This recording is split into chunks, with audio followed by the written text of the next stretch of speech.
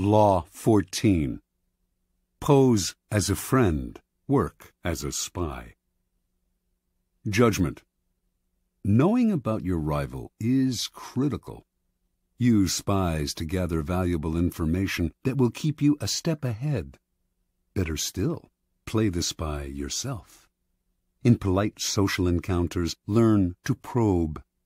Ask indirect questions to get people to reveal their weaknesses and intentions. There is no occasion that is not an opportunity for artful spying. Observance of the law. Joseph Devine was undoubtedly the greatest art dealer of his time. From 1904 to 1940, he almost single-handedly monopolized America's millionaire art collecting market. But one prize plum eluded him. The industrialist Andrew Mellon. Before he died, Devine was determined to make Mellon a client. Devine's friends said this was an impossible dream. Mellon was a stiff, taciturn man. The stories he had heard about the congenial, talkative Devine rubbed him the wrong way. He had made it clear he had no desire to meet the man. Yet Devine told his doubting friends, "Not only will Mellon buy from me, but he will buy only from me." For several years he tracked his prey, learning the man's habits, tastes, phobias. To do this, he secretly put several of Mellon's staff on his own payroll, worming valuable information out of them. By the time he moved into action, he knew Mellon about as well as Mellon's wife did. In 1921, Mellon was visiting London and staying in a palatial suite on the third floor of Claridge's Hotel. Devine booked himself into the suite just below Mellon's on the second floor. He had arranged for his valet to befriend Mellon's valet, and on the fateful day he had chosen to make his move, Mellon's valet told Devine's valet, who told Devine, that he had just helped Mellon on with his overcoat and that the industrialist was making his way down the corridor to ring for the lift. Devine's valet hurriedly helped Devine with his own overcoat. Seconds later, Devine entered the lift, and lo and behold, there was Mellon. "How do you do, Mr. Mellon?" said Devine, introducing himself. "I am on my way to the National Gallery to look at some pictures." How uncanny! That was precisely where Mellon was headed. And so Devine was able to accompany his prey to the one location that would ensure his success. He knew Mellon's taste, inside and out, and while the two men wandered through the museum, he dazzled the magnate with his knowledge. Once again, quite uncannily, they seemed to have remarkably similar tastes. Mellon was pleasantly surprised. This wasn't the Devine he had expected. The man was charming and agreeable, and clearly had exquisite taste. When they returned to New York, Mellon visited Devine's exclusive gallery and fell in love with the collection. Everything, surprisingly enough, seemed to be precisely the kind of work he wanted to collect. For the rest of his life, he was Devine's best and most generous client. Interpretation. A man as ambitious and competitive as Joseph Devine left nothing to chance. What's the point of winging it, or just hoping you may be able to charm this or that client? It's like shooting ducks blindfolded. Arm yourself with a little knowledge and your aim improves. Mellon was the most spectacular of Devine's catches, but he spied on many a millionaire. By secretly putting members of his clients' household staffs on his own payroll, he would gain constant access to valuable information about their master's comings and goings, changes in taste, and other such tidbits of information that would put him a step ahead. A rival of Devine's, who wanted to make Henry Frick a client, noticed that whenever he visited this wealthy New Yorker, Devine was there before him, as if he had a sixth sense. To other dealers, Devine seemed to be everywhere, and to know everything before they did. His powers discouraged and disheartened them, until many simply gave up going after the wealthy clients who could make a dealer rich. Such is the power of artful spying.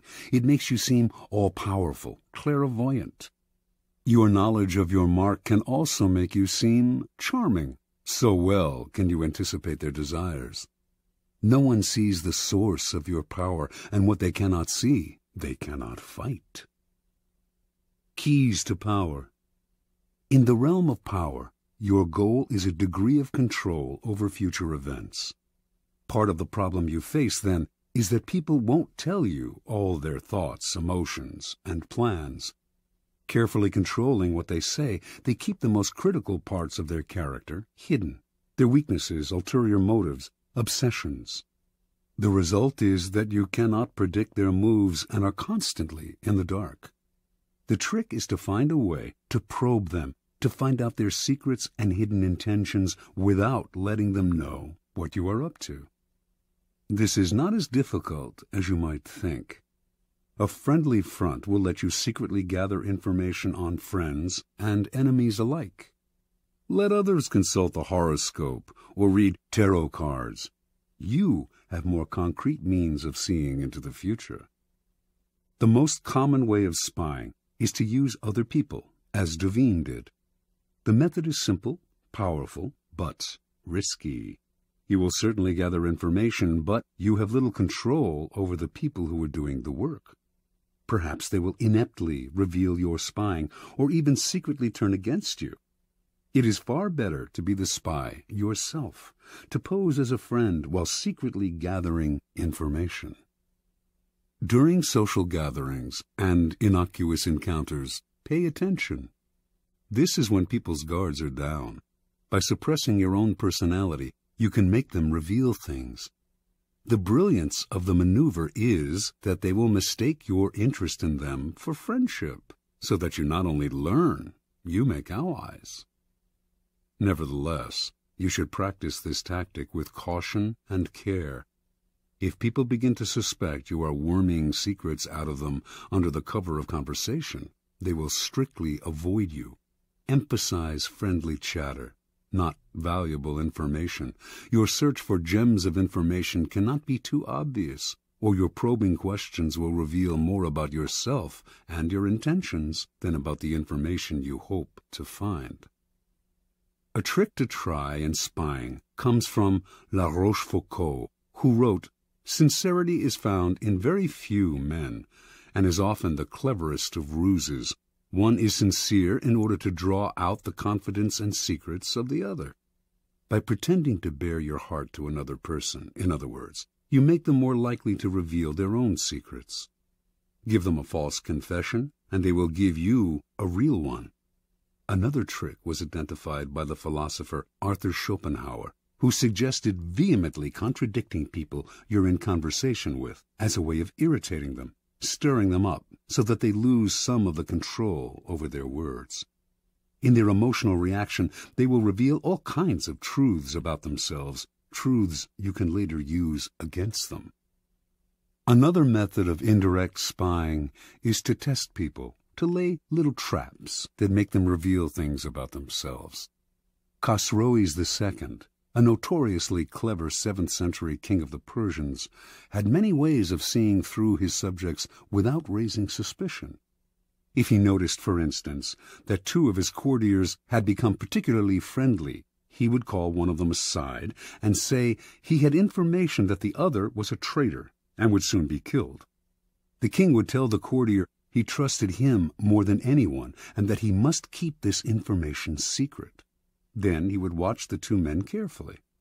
If he saw that the second courtier had not changed in his behavior toward the king, he would conclude that the first courtier had kept the secret, and he would quickly promote the man, later taking him aside to confess, "I meant to kill your friend because of certain information that had reached me, but when I investigated the matter, I found it was untrue." If, on the other hand, the second courtier started to avoid the king, acting aloof and tense, Khosroes would know that the secret had been revealed. He would ban the second courtier from his court, letting him know that the whole business had only been a test, but that even though the man had done nothing wrong, he could no longer trust him. The first courtier, however, had revealed the secret, and him Khosroes would ban from his entire kingdom. It may seem an odd form of spying that reveals not empirical information, but a person's character. Often, however, it is the best way of solving problems before they arise. By tempting people into certain acts, you learn about their loyalty, their honesty, and so on. And this kind of knowledge is often the most valuable of all. Armed with it, you can predict their actions in the future.